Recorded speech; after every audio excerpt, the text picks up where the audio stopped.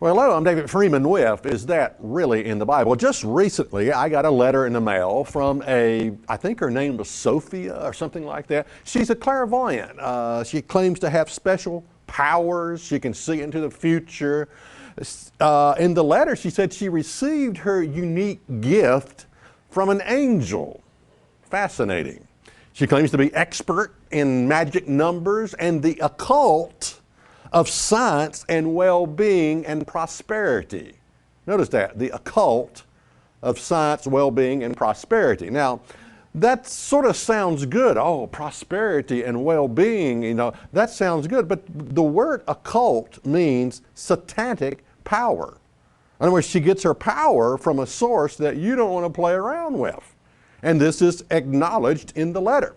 Now, I'm amazed at, there's these little publications where they sell cars. I think you can pick them up in Martinsville at different stores. And I'll look through it sometimes, and there will be all kinds of businesses, fortune telling, seeing into the future, psychic hotlines. And a lot of these people will actually claim, women will claim to be ministers. Now get this.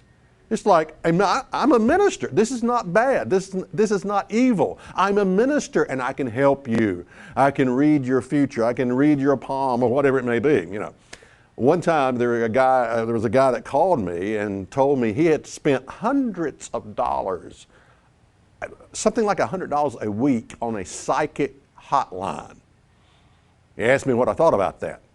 Well, at the time I didn't have the nerve to tell him, I think you're crazy, but it's unreal. People are looking for answers. People need answers. And the problem is they go to the wrong source for the answer.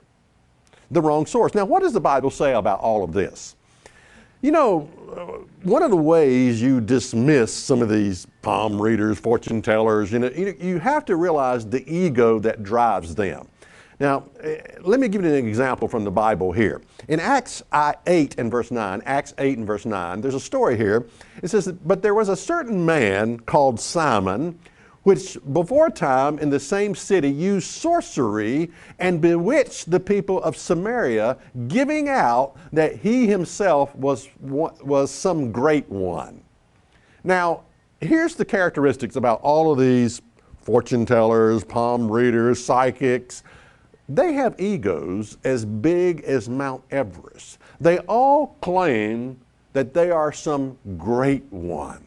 I am the great mucky muck. I am the great one. I am the great guru, and I can help you, and I can see into your future. That's the one singular characteristics that they have. So you need to understand this right off the bat, that you're dealing with a person who has an incredible ego.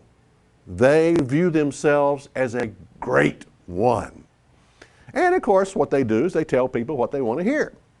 Yeah, that's basically it. That's basically these fortune tellers and psychic hotlines. They tell you what you want to hear. They're not going to tell you something you don't want to hear. They couldn't make any money like that. They're sort of like preachers, religious people. They tell preachers on TV, they tell you what you want to hear. Not a whole lot of difference between the two, actually.